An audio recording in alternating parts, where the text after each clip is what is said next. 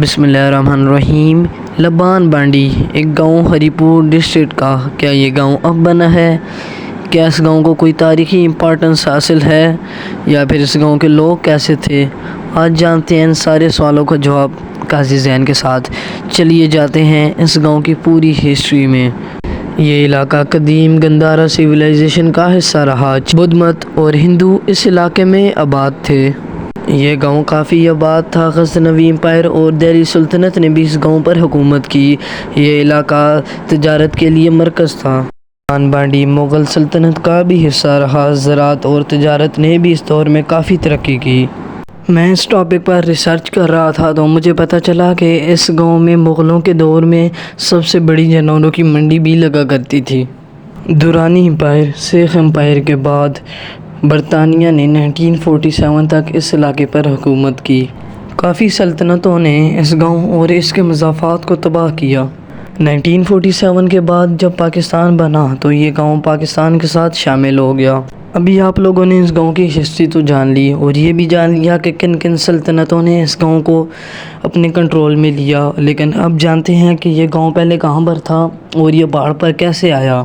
یہ آپ جو آج کی ندی دوڑ دیکھ رہے ہیں، یہ ندی دوڑ پہلے ایسی نہیں ہوا کرتی تھی۔ آج جہاں پر ندی دوڑ ہے، یہاں پر ندی دوڑ کی جگہ پر یہاں پہ لوگوں نے گھر بنائے ہوئے تھے، مگر ایک بار ندی دوڑ میں پانی زیادہ ہو گیا اور اس حد تک ہو گیا کہ لوگوں کے گھر تباہ ہونے لگے۔ پھر لوگوں نے ندی دوڑ سے دور گھر بنا لیے۔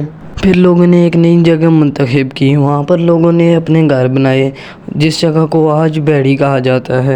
اس وقت کے لوگوں نے پہاڑوں پر ڈیرے بنائے ہوئے تھے جنہیں اس وقت بانڈی کہا جاتا تھا۔ پاک و ہند کے بننے سے پہلے یہاں پر لبان آباد تھے، مگر ندی دوڑ نے ایک بار پھر بیڑی کا رخ کیا اور ندی دوڑ نے اس بار بیڑی کے رہنے والے لوگوں کے گھروں کو تباہ کیا، جس کی وجہ سے لوگوں نے پہاڑ کا رخ اختیار کر لیا اور ایک نیا گاؤں لبان بانڈی بن گیا، جسے اکثر لوگ آج چنگی بانڈی کے بھی نام سے جانتے ہیں۔ اگر آج بھی آپ لبان بانڈی اور بیڑی کے نقشے کو دیکھیں گے تو ان دونوں گاؤں کو علیحدہ دکھایا گیا ہے، مگر بیڑی لبان بانڈی کا ایک حصہ ہے اور بیڑی لبان بانڈی کا ایک محلہ بھی ہے۔ پارٹیشن کے بعد لبان اور سکھ ہندوستان چلے گئے۔ 1992 میں ندی دوڑ نے ایک بار پھر سے خوفناک صورت اختیار کر لی اور اس بار ندی دوڑ نے اس گاؤں کو آنے والے پل کو تباہ کر دیا۔ پھر اس گاؤں کے لوگوں نے اس پل کو اپنے پیسوں سے تعمیر کیا اور پھر کوئی بندہ اس گاؤں کو وزٹ کرنے آیا، اس نے دیکھا کہ لوگوں نے اپنے پیسوں سے پل تعمیر کیا تو اس نے لبان بانڈی سے اس گاؤں کا نام چنگی بانڈی کر دیا۔ امید ہے آپ کو یہ ویڈیو پسند آئی ہوگی۔ انشاءاللہ ملتے ہیں آپ سے ایک نئی ویڈیو میں۔ اللہ حافظ۔